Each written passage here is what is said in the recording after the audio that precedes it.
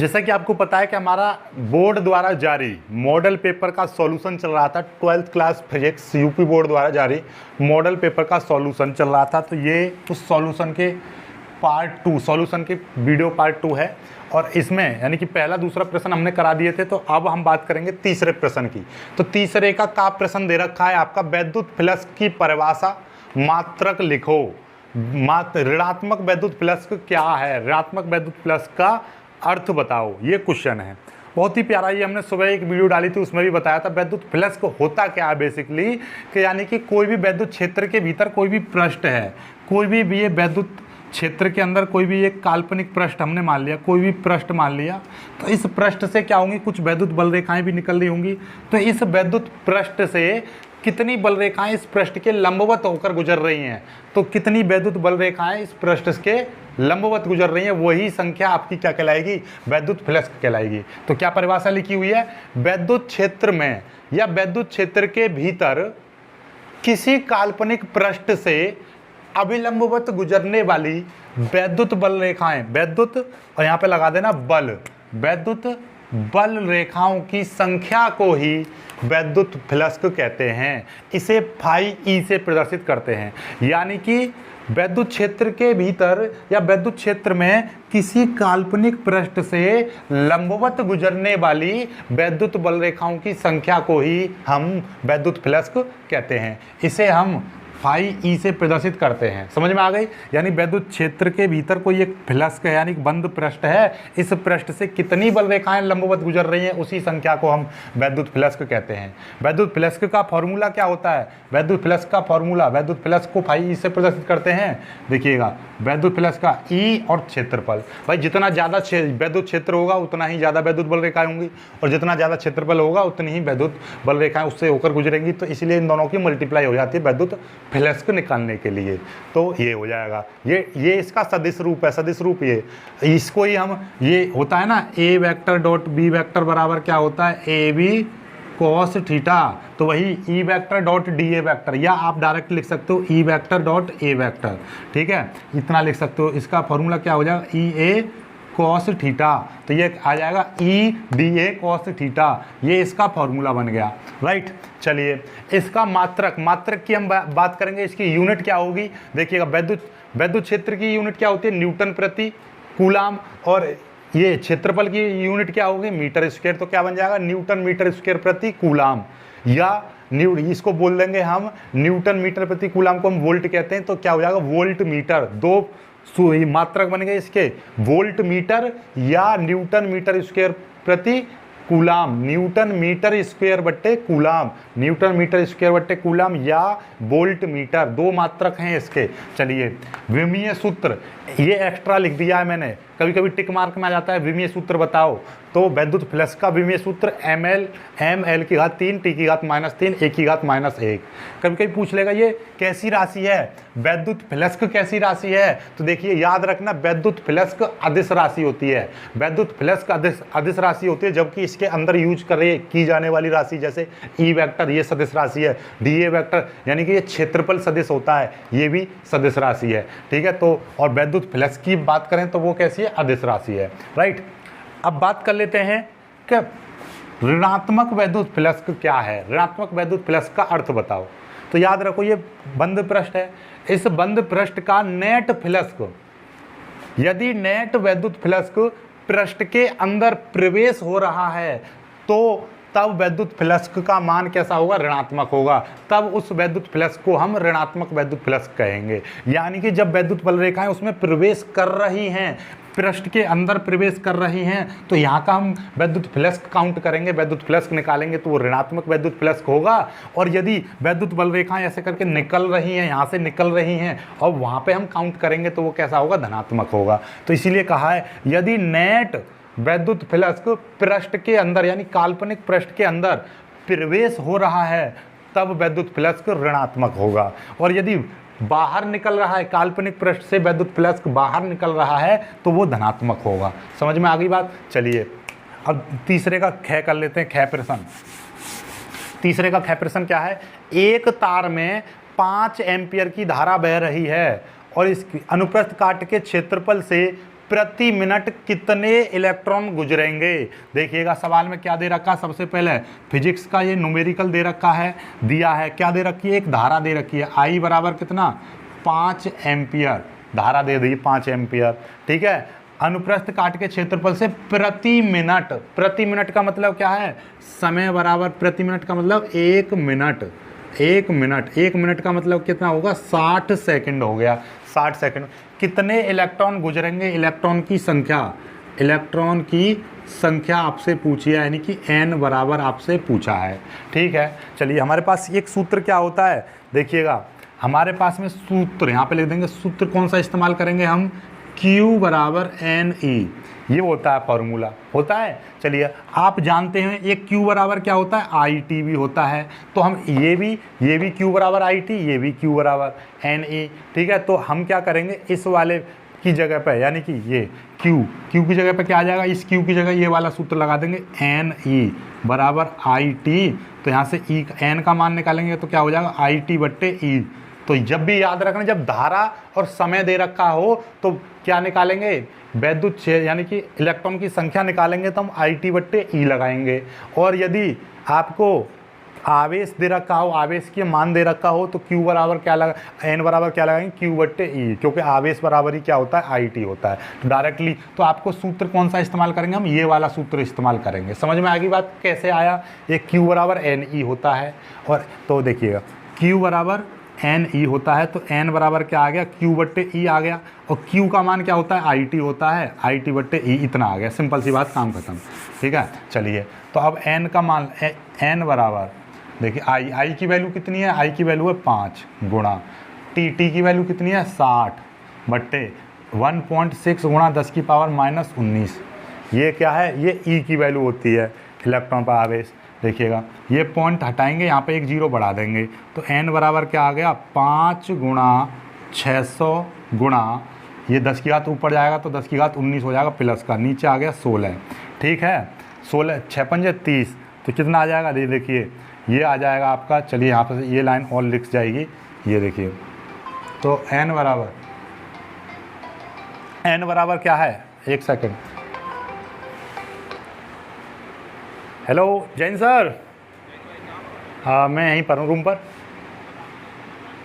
अभी जाऊँगा थोड़ी देर में, हाँ हाँ ना अभी नहीं आया, पर आएगा जब जाऊँगा, ठीक है चलना, तो मेरे साथ चलना, नहीं मैं तो यही शिवम होटल ही जाऊँगा, वो साहब होटल पर ही है ना, अच्छा ना तो फिर चले जाओ आप। चलिए देखिएगा ये दिखाई दे रहा कितना जगह है, चलिए एक लाइन तो लिखी जाएगी। चलिए ये देखिए N बराबर ये है नीचे 16 दिखाई दे रहा है, नहीं दिखाई दे रहा, देख लेता हूँ मैं, चलिए दिखाई दे रहा है, ओके ये 16 है, 6 की मल्टीप्लाई करें 6 पंजे 30, तो ये हो जाएगा 300, 6 पंजे 30 3000 हो जाएगा। देखिए 6 पंजे 30 तो ये आ गया, 2 जीरो ये आ गई, गुणा 10 की पावर 19 हो गया। अब देखिएगा 3000 है ये 30, तो इसमें क्या करेंगे हम 16 का भाग करेंगे, कैसे करेंगे 16 का 30 में भाग करेंगे, 16 एकन 16, बचेंगे कितने, यहाँ से बचेंगे आपके 14 बचेंगे, उतार लेंगे कितने 0, ठीक। अब 16 मट्ठे 128 हो जाएगा, ठीक। बचेंगे कितने, यहाँ से 10 में से 8 गए 2, और यहाँ पर 3 में से 1, ठीक है, और यहाँ से उतार लेंगे 0, 16 में 7 112 बचेंगे 8, पॉइंट लगाएंगे यहाँ पर 0, 16 में पंजे 80, इस तरीके से ख़त्म हो जाएगा। तो कुल मिला के बात ये है 187.5, तो जब 16 का हम इसमें भाग करेंगे तो कितना आ जाएगा, N बराबर आ जाएगा 187.5 गुणा 10 की पावर 19, ये आ गया 10 की पावर 19, क्योंकि 16 से तो ये कट गया डायरेक्ट। चलिएगा N बराबर, ये पॉइंट के बाद देखो फिजिक्स कहती है कि पॉइंट के बाद एक अंक रखो, तो मैं एक और एक 2 अंक आगे लेकर आऊँगा, तो 1.875 गुणा 10 की पावर, एक और एक 2 अंक आगे आ गया तो 2 घातें बढ़ जाएंगी इधर, तो कितना हो जाएगा 21 हो जाएंगे। या N बराबर 1 पॉइंट, यहाँ पे क्या कह सकते हो, ये 8 है तो इससे अगला अंक या 5 से अधिक है तो इसमें 1 जोड़ देंगे तो कितना हो जाएगा 1.9 गुणा 10 की पावर 21। इतना लिख सकते हो आप या इतना उत्तर लिख सकते हैं, ये दोनों उत्तर हैं, आपकी इच्छा है। जल्दी से कर लीजिए, जल्दी से दिखाई दे रहा है ना, दिखाई दे रहा है। चलिए बहुत जल्दी इसको कर लीजिए, बहुत जल्दी इसको कर लीजिएगा, जल्दी से कीजिए इसको, फिर मैं आगे बढ़ता हूँ, अगले सवाल कराता हूँ। चलिए तो अब आ जाते हैं तीसरे के गै प्रश्न पर, फिर तीसरे का घ, तो पहले गै करेंगे फिर घ करेंगे क्योंकि इसको मैं मिटा दूंगा नीचे से, ठीक है। चलिए देखिए जल्दी से करते हैं। हाइड्रोजन स्पेक्ट्रम में बामर श्रेणी की द्वितीयक रेखा की तरंगदैर्ध्य, बामर श्रेणी की, देख लीजिए, बामर श्रेणी की द्वितीयक रेखा की तरंगदैर्ध्य रिडबर्ग नियतांक आर के पदों में लिखिए। बहुत ही प्यारा प्रश्न है और बहुत ही इजी प्रश्न, जो टिक मार्क दे रखा था उसी से मिलता जुलता है। देखिएगा कैसे, सबसे पहले हम इसका उत्तर लिखेंगे, क्या लिखेंगे, बामर श्रेणी के लिए, यहाँ पे लिखेंगे बामर श्रेणी के लिए, बामर श्रेणी के लिए, बामर श्रेणी के लिए क्या, तरंगदैर्ध्य का फॉर्मूला क्या होता है, तरंगदैर्ध्य, बामर श्रेणी के लिए तरंगदैर्ध्य का फॉर्मूला क्या, 1/लैम्ब्डा बराबर r 1/2 का स्क्वायर माइनस 1/n का स्क्वायर, ठीक है। जहां n बराबर क्या, n बराबर आपका रेखा किससे स्टार्ट होगी, 3 4 5 इस तरीके से होगी, ठीक है। चलिए तो ये तो बामर श्रेणी के लिए तरंगदैर्ध्य का फॉर्मूला तो ये हो गया। अब इसने क्या कही है, द्वितीयक रेखा के लिए तरंगदैर्ध्य, तो यहाँ पे लिखेंगे द्वितीयक रेखा के लिए, द्वितीयक रेखा के लिए, द्वितीयक रेखा के लिए n बराबर कितना लगाएंगे बेटा, देखिए n बराबर, ये पहली रेखा ये द्वितीयक रेखा, तो n बराबर कितना लगाएंगे, हमेशा याद रखना, ये पहली रेखा ये द्वितीयक रेखा ये तृतीयक रेखा, ऐसे ही आगे बढ़ते चले जाएंगे। तो हमारा क्या है, द्वितीयक रेखा कितनी है, 4 है, तो कितना हो जाएगा 1/लैम्ब्डा बराबर r 1/2 का स्क्वायर माइनस 1/4 का स्क्वायर। समझ में आ गई होगी बात, 1/लैम्ब्डा बराबर r 1/4 माइनस 1/16, ये आ गया। समझ में आ गई बात यहाँ तक, यहाँ से आगे मैं यहाँ से कर दे रहा हूँ, 1/लैम्ब्डा बराबर ये r, अब देखिएगा नीचे 16 एलसीएम ले लीजिए आप, 16 एलसीएम ले लेंगे, 4 चक 16, 4 का भाग 4 बार जाएगा तो 4 एकन 4 माइनस, ठीक, ये 16 एकन 16 ये आ जाएगा, ठीक है। तो 1/लैम्ब्डा बराबर r, नीचे कितना आ जाएगा 16, ऊपर कितना आ जाएगा 3 आ जाएगा, ठीक है। तो इसका मतलब क्या आ गया, 1/लैम्ब्डा बराबर 3r/16 इतना लिख सकते हो आप, या इसको उलट देंगे, हमेशा उलट देंगे इस तरीके के फॉर्मूले को, तो उलटेंगे तो कितना हो जाएगा, लैम्ब्डा बराबर 16/3r।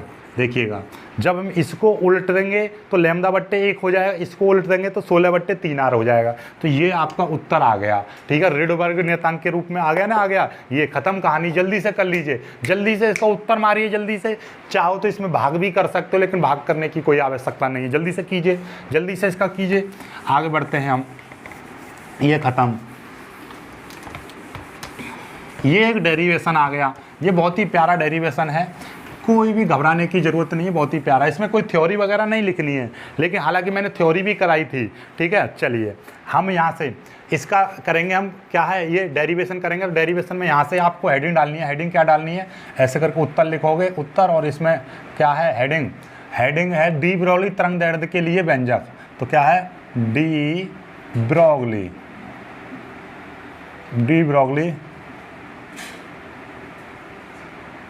तरंगदैर्ध्य के लिए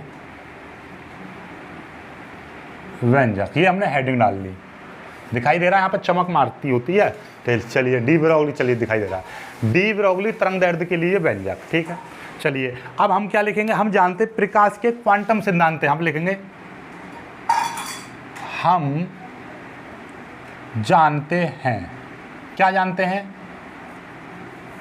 प्रकाश के क्वांटम सिद्धांत से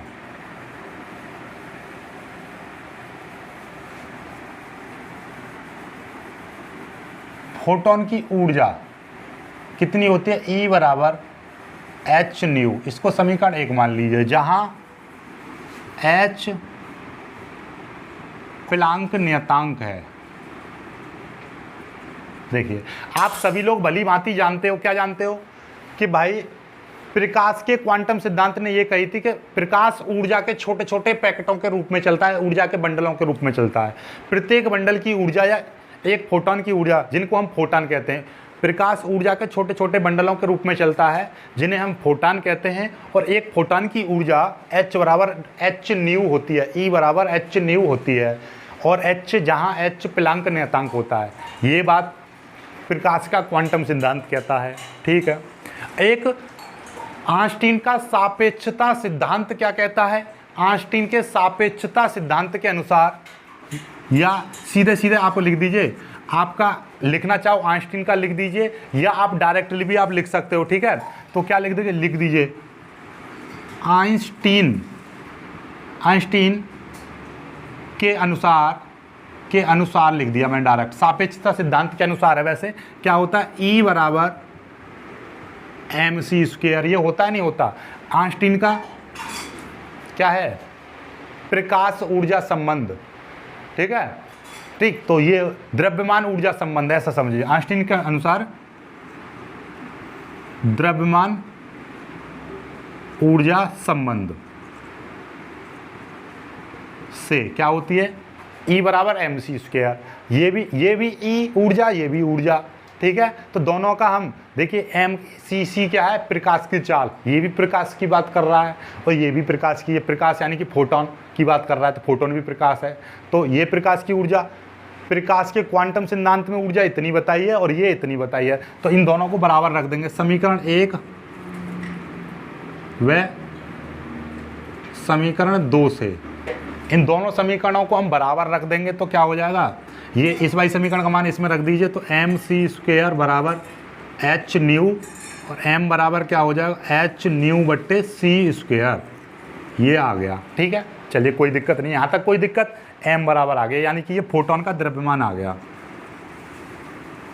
फोटोन का द्रव्यमान। यहाँ तक तो कोई दिक्कत नहीं है। चलिए अब यहाँ से आगे हम क्या करेंगे, हमें तो क्या चाहिए, तरंग दैर्ध्य चाहिए। और तरंग दैर्ध्य का हमने फॉर्मूला बताया था, लैम्डा बराबर h बट्टे p बताया था, नहीं बताया? तो p संवेग होता है, तो इसलिए हम यहाँ पे निकालेंगे फोटोन का संवेग। हम मानेंगे फोटोन का संवेग, हमने p मान लिया, तो p बराबर क्या हो जाएगा, p बराबर द्रव्यमान इंटू वेग। क्या हो जाएगा, देखिए फोटोन का द्रव्यमान इंटू फोटोन का वेग। देखिए फोटोन का द्रव्यमान कितना है, फोटोन का द्रव्यमान है m, और फोटोन का वेग, फोटोन यानी कि प्रकाश, और प्रकाश का वेग क्या, c।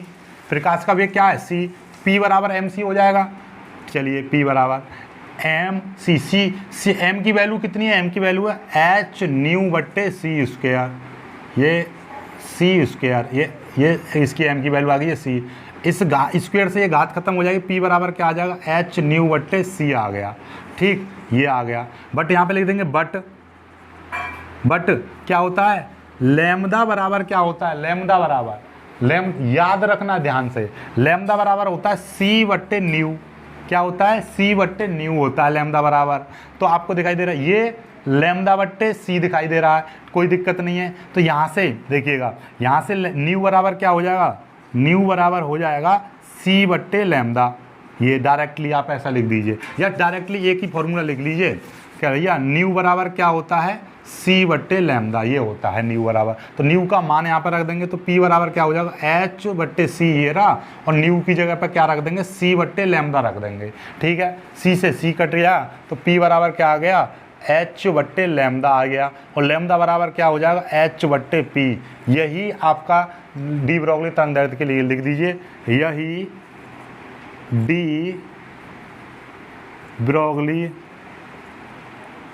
तरंग दैर्ध्य का व्यंजक है। ठीक, काम खत्म। समझ में आ गया, नहीं आ गया, बहुत ही प्यारा है ना, इससे ज़्यादा इजी और क्या लोगे, समझ में आ गया। ठीक है, काम खत्म। चलिए आगे बढ़ते हैं, आगे बढ़ेंगे।